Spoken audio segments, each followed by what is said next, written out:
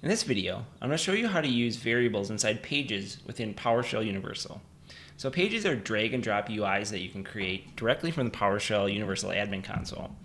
Variables kind of allow you to make them more dynamic, and pages can call your APIs and scripts that you define within PowerShell Universal or APIs that are kind of anywhere else.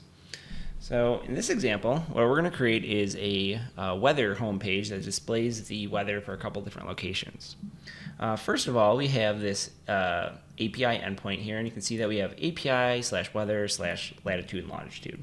And because this latitude and longitude section has a colon in front of it, that means it's variable. So you can pass whatever value you want in there, and we can look up the weather for that latitude and longitude. So if we go to the details here, you can see that I'm accepting a param that is the latitude and longitude, and then I'm passing that over to the API weather.gov API, and they're going to return some information about that location, and then from there we can look up the forecast. Once we get the forecast, we're going to return a hash table that includes the location, the forecast, kind of detailed forecast information. It's like a paragraph of text that states what's happening in the next 2 hours, and then it has an icon that kind of displays what the current weather is like. And what we can do here is we can actually invoke that, and you'll see that it returns a location, icon, and forecast based on the latitude and longitude you pass in. So in this case, I actually passed in Haley, Idaho, and you can see here it returns a hash table that includes the location, the icon that weather.gov has provided, and then a paragraph of text about that particular weather forecast. The other thing that I've defined inside my environment are a couple of variables. So we have the Haley variable that includes the latitude and longitude of Haley, and then we have the New York variable that has the latitude and longitude of New York. So let's actually go ahead and create a couple pages. The first page I'm going to create is my weather homepage, and that's just going to be /weather. And this is just going to include information about the places that I want to display, and we'll build that in just a sec. And then next, I'm going to create a weather page that is going to show the weather for an individual place. So I actually want to be able to pass in the coordinates to this weather page. So similar to the APIs, anything with a colon in front of it is variable. So we'll be able to pass in that value to the coordinate and use it inside our page. So now if we actually navigate over to our weather pages, you can see we have weather and weather home, and we are going to edit these pages to actually display the weather. So I'm actually going to look at weather first. So you can see my URL changed to weather coordinates. And the first thing that I want to show you is that you can view the variables that are available to you. So you can see here we have our username, we have our page name, we have the route that actually we went to get to this page. And then if that route contains variables, like for example this has coordinates in it, this is going to change based on what value you actually put in the route. Finally, we have some platform variables like Haley and New York. So we're loading this from the platform section, and they're just available in your page. So now what I want to actually do is load up data for the page. So you can actually load a data source that is either an API script from PowerShell Universal, and that data will actually populate additional variables inside your page. So I'm going to use an API, and you're going to see here that we have this API weather latitude longitude because that's that API we defined in the endpoint section of the admin console. But I want to actually do is API weather/coordinates.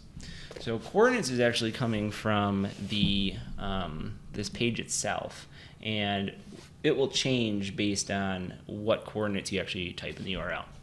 So let's save that. And if we save this, what you're going to see is it's going to get a little pop-up here that it failed to load that API because it doesn't know what those coordinates are. But if we actually put in some valid coordinates in the URL, so let's just change this to Haley, Idaho, and we save that, you can see we didn't get an error this time. And what I can do is if I click Edit Variables, now you're going to see I have additional variables available. And these were actually provided by that API call. So it actually went out, it called weather.gov, and it got the location, the icon, and a forecast for the next 2 hours. So now we can use these variables inside our page here. So let's go ahead and add a couple components. So first of all, I want an alert. This is going to include the location of where this is called. And just like any other PowerShell variable, you can say $location. And once we save that, you'll see that the location is changed to the coordinates that I've entered. So now I want to put in an image. Oops, not that one. I want to put in an image. And we're going to put it in the icon provided by weather.gov. Save that. And now you can see that it's displaying the weather icon that they provided in their API. And finally, I'll put a paragraph, and this is going to contain, let's see, I think it's forecast. And that is a forecast variable that contains information about what's happening in the next 2 hours. So if we save that, it's going to reload this page, and you can see we kind of have this static display that's based on the coordinates that were passed in. So some things that I want to do on this page before we do anything else is this page really shouldn't show up in the navigation. I don't want it to have like all the the headers and everything like that. So we're going to go here and we're going to say don't show navigation, don't show the navigation, hide the header, and hide the title. And then once we do that, you can see that all it is just like this pretty much blank page with just the controls that we've entered. And now when we go to the weather URL, you'll see that it no longer shows up, and we just have this weather home. So the next thing I'm going to do is I'm actually going to put 2 iframes on here. So I'll put an iframe here, and I will put an iframe. Oops. Let's see if we can move this guy over. Sometimes these guys are a little annoying to move. Okay, that's fine. All right, now let's actually embed our weather pages into this weather home. So I am going to say /weather/Haley.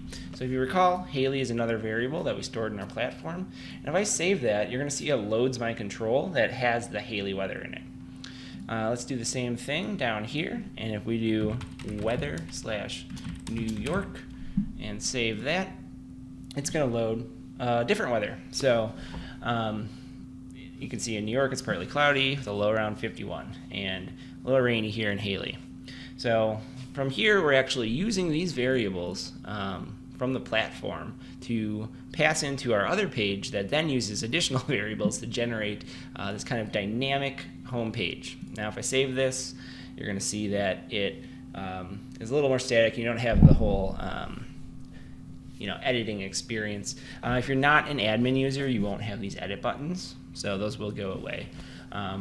But that is kind of an example of how we can use variables kind of throughout multiple pages to generate a dynamic page using the drag and drop page designer.